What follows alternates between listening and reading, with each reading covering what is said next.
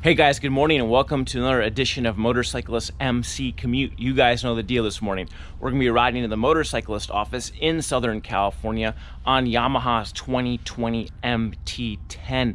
This episode is sponsored by Shirai. Shirai makes high-performance lithium batteries for your motorcycle. Lose some weight, give it some more starting juice when you crank the starter button. So with that, let's throw the helmet on and go for a ride. Well guys, here it is, Yamaha's 2020 MT-10. MT, the MT designation stands for Masters of Torque. This is the nomenclature Yamaha has used worldwide for its upright naked sports bikes. In 2018, it adopted that nomenclature here in the United States. So previously, this motorcycle was known as the FZ10, and if you go before that, it was known as the FZ1 over a decade ago. But they've renamed it. MT-10 is the name of this machine, and it's the upper edge of the line, which includes the MT-07, which is a twin cylinder, MT-09 triple cylinder, and the MT-10, which is powered by Yamaha's awesome CP4 cross-plane 998cc inline 4 out of its Yamaha YZF-R1. This engine's fantastic. Look at this thing. It looks like a transformer. I really like the looks of this thing. It looks like it's straight out of a Hollywood movie set. Yet it's production. There's nothing janky about it. The fit and finish on this motorcycle is extremely high. But enough talking about it. Let's swing a leg over this thing and see what it's like to ride. Alright guys, a good old-fashioned mechanical key. Good job, Yamaha. That's what we like to see. No keyless fob ignition. Always give us a mechanical key. Alright guys, and away we go. Right away, sitting on this MT-10, it's just, this bike is extremely comfortable. I mean, when you hear the sound of this engine, you feel this engine, you're typically used to the ergonomics of a YZF-R1, which is pretty racy these days. So to hop on this motorcycle and have a nice upright handlebar bend, cramped cockpit, all very nice. The thing I like about this motorcycle so much ergonomically is just how well balanced the ergonomics are. In the previous MC Commute, we talked about classic ergonomics, and we'll get into explanation of that for you guys who don't understand what classic is. But this MT-10 has modern ergonomics. The handlebar is nice and upright. It's in an aggressive stance, which naturally keeps your elbows up. So when you have your elbows up, you have a control position of the motorcycle, and a modern ergonomics package naturally puts your ergonomics up.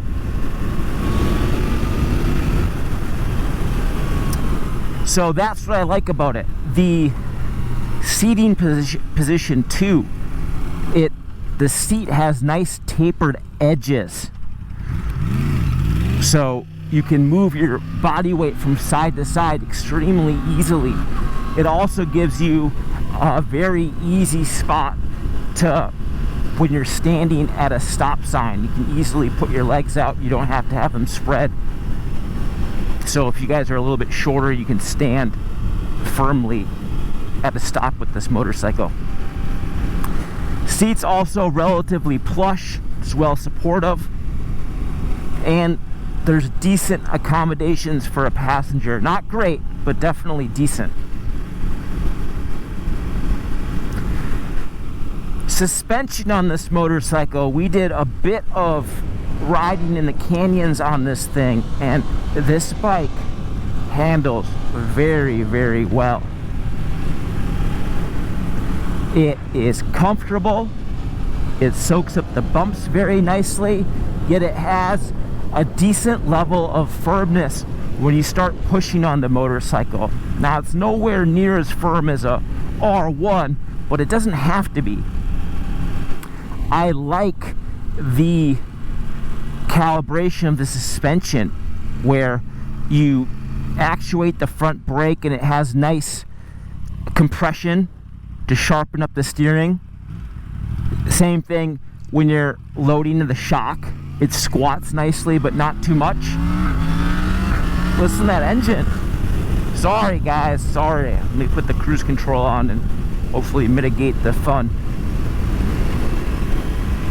So that's why I like the suspension. It gives the best of both worlds. It's comfortable on the rough stuff and on the street, yet when you start whaling, it gives decent support. I also like that the fork has independent spring and damping capability. A lot of the suspension these days is that separate function stuff, and while the companies try to tell you that they do that for better performance, really it's just cheaper. It's cheaper to manufacture. That's why they do it. This fork has independent spring and damping adjustment on each fork leg, so you can really tailor the suspension settings. Yeah, it's a little bit more expensive to do it that way, but it's always better, or usually better. So I like that. The shock also has high and low speed compression damping adjustment. You don't see a lot of sport naked bikes with that feature. So kudos to Yamaha for really giving a high level of suspension adjustment.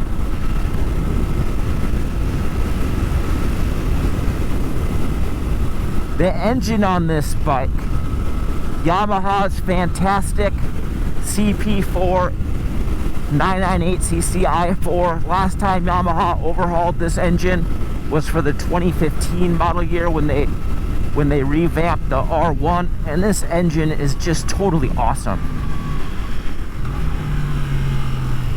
It's got a nice guttural roar, so when you're giving her the beans, she sounds like a real motorcycle. And it almost sounds like Yamaha blended the best features of a traditional V-twin and an inline four to get this engine dynamic. It has good torque off the bottom, good sound, yet it's smooth and it has a good rush of power at high RPM. Now, compared to the i4 that powers the R1, this particular engine has a focus on mid-range torque, hence the name, Masters of Torque. So the airbox on this motorcycle is a little bit bigger than the R1. The fuel injector setup, this doesn't have dual stage fuel injectors. There's only one set of fuel injectors. However, they deliver a higher volume of fuel.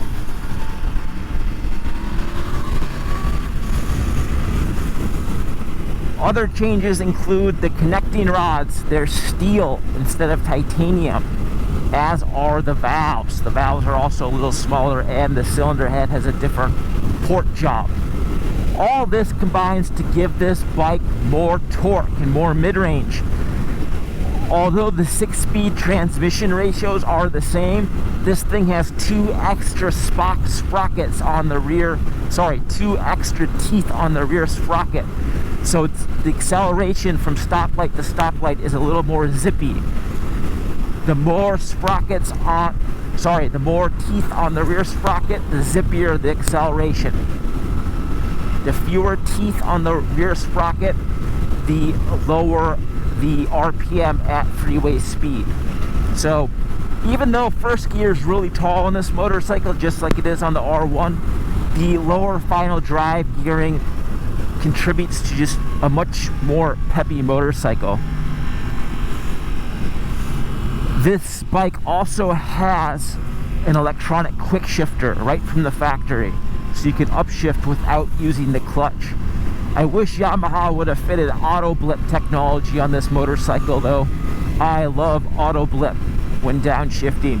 Instead, you got to do it the old-fashioned way with a little rev of the throttle and some clutch work, or rev of the throttle and no clutch work, as I like to do too. Instrumentation on this bike is simple yet effective. Yes, it's not color. Yes, it's not touchscreen. Yes, there's no Bluetooth. but at the end of the day, it gets the job done.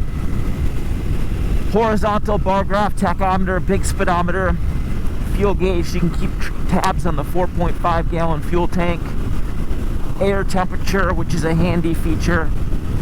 Let's enable cruise control, guys. There we go. Cruise control, standard feature. Excellent. So even though this display isn't fancy, it is functional. I actually like not being able to read text messages on my motorcycle when I'm riding. It's nice to be a little bit disconnected. So kudos to Yamaha for giving you everything you need and nothing you don't. And the thing I like about this dash too is it's easy to read day or night, in sunlight or in overcast conditions like we're seeing now.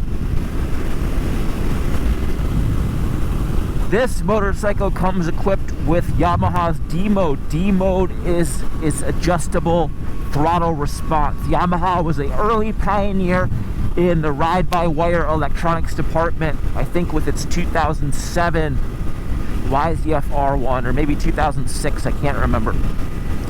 And fast forward to today, ride-by-wire returns on the MT-10 and has 3 adjustable modes. Yamaha renamed the modes. So back in the day, you used to have A mode, standard, and B mode. B mode was the softest power throttle response, standard was standard, and A was the sharpest throttle response. Well, they've renamed it to be less confusing.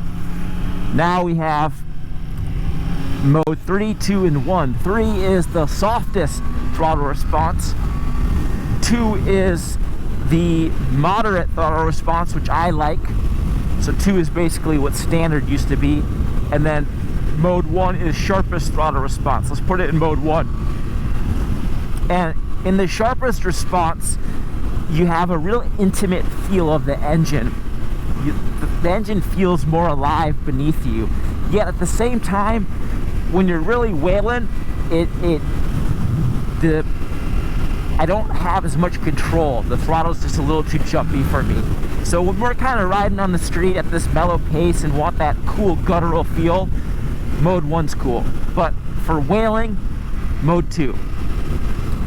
Now, if you were a new rider or didn't have a lot of experience on your MT-10, mode 3 is good because it just softens the throttle response, gives it a more progressive feel when the throttle's cracked.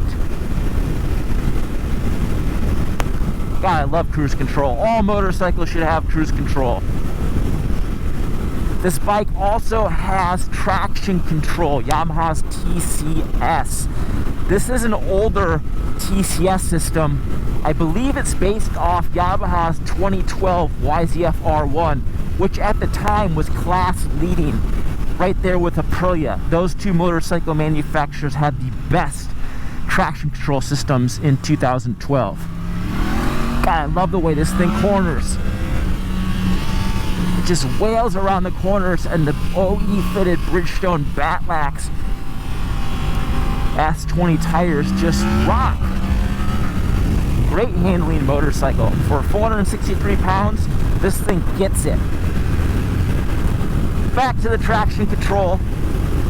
This thing does not employ an IMU, so the power gets pulled back a little bit more aggressively, and it reads the conditions not as aptly as an IMU powered bike, but that's okay.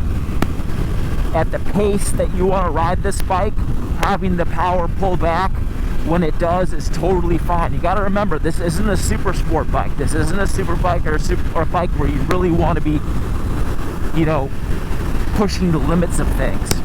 And for that apparatus on the street, I love it. Yes, you could do a track day on this bike and it still would be fun, but realistically, when I'm doing track days, I want a crotch rocket. Those bikes just, that's what track days are all about to me. Still, if you want an R1-like experience in an upright package, this MT-10 would be great. Cruise control engage. On the freeway, very comfortable ride. For a naked bike, the engine doesn't have a lot of vibration. It's the right kind of vibration, makes you feel like you're riding a motorcycle. Yamaha sells accessory windscreens and luggage options, so you can literally make this bike into a sport touring rig. How cool is that? But at freeway speeds, this motorcycle is comfortable. Mirrors do a good job of what's going on behind you. Alright guys, we're on the freeway slog for a while. We're going to sign off for a while and we'll catch you in a little bit. And here we are, guys, just exiting the freeway and a turn. Yes! Love the way this MT-10 handles. Brakes on this bike. Brakes are the same as the YZF-R1, except the master cylinder, the front brake master cylinder, is an axial setup instead of a radial, and that makes a big difference. That means that the brakes can't push as much fluid as a radial setup, and that just means that you have to squeeze the front brake lever a lot harder to get this thing to stop. So if this was my bike, I would definitely throw away this radial mount or this axial mount cylinder and install a radial. It's a big difference. Alright guys, let's turn off the traction control. 1 is the lowest, least restrictive. Hold this up and now we can wheelie. Away we go. Yeah, she wheelies good. Whoa! Whoa! That throttle response is definitely good, but you always know the ride-by-wire bikes. They are always a little bit synthetic feeling. There's nothing like doing wheelies on manual, old-school, cable-actuated throttles. Those are the best for wheelies. Always have been, always will be. Still, very nice. We rode this bike after dark, and the headlights throw off a bright spread of light. But I wish this bike had cornering headlights. Because it doesn't feature an IMU, however, we're not going to see cornering headlights. But it would be nice.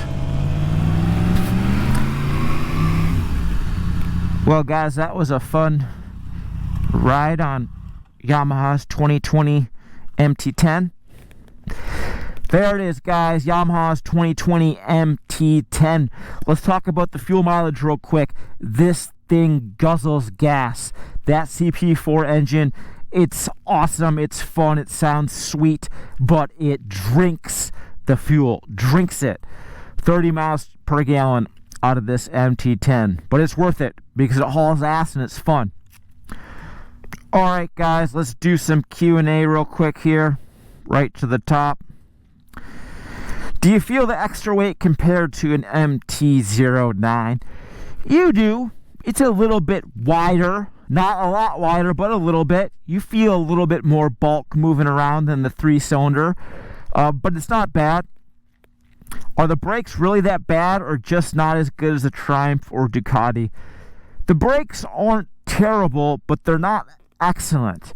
For as sporty as this motorcycle is, it should have more power on the front brake. I don't know why Yamaha fitted that older style master cylinder. You know, realistically, you put a radial pump master cylinder on this thing and then some new brake pads, and this thing is going to have stopping power. So yeah, the brakes aren't great, but they can be easily fixed. Recently bought one. Awesome, man, good job. Are you a fan of the color scheme? I honestly preferred the old concrete gray and lime green. I like this understated flat gray. You know, the flow wheels, I usually don't like flow, but with the gray, it works really good. I gotta give kudos to Yamaha. Every year, their paint and color and graphics department, they just always, to me, they always get it right. They are always able to figure out the trends, have the right color for the right trend before we even know it's a trend. So kudos to them. I do like this thing. Did they slim the MT-10 down any? I hope so. That was one of the main reasons I went with the Z900 and not the Yamaha. The MT-10 is a pretty slim motorcycle. For an inline 4, I'm pretty impressed with the agility and the compactness of it. That tapered edge on the seat, which we talked about when we were riding, that makes a big difference. It allows you to hit your legs flat on the ground and also allows you to shift your weight really easily when you're tearing up the canyons. I know it's not in the same league as a Street Fighter or Duke, but at its price point, would you give you the same levels of satisfaction as a commuter and occasionally carving the canyons? Great question. Great question. I would say this bike is in the same league as the Street Fighter and Duke. Of course, it's not going to be quite as fast as the Street Fighter V4. Nothing is. That bike is insanely fast.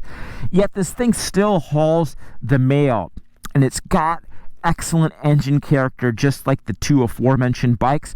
Plus, it's many thousands of dollars less expensive. It's very comfortable, and it has a decent feature set for the price point. I absolutely would totally buy this bike if I was looking for an upright leader class motorcycle. For $13,000, it packs one hell of a punch and has exceptional value in the class. As long as you're cool with this Transformer looks, I think you'll be okay. All right, guys, that wraps up today's MC Commute. Special thanks to Shirai. You want to make your MT-10 lighter? Install a Shirai lithium battery.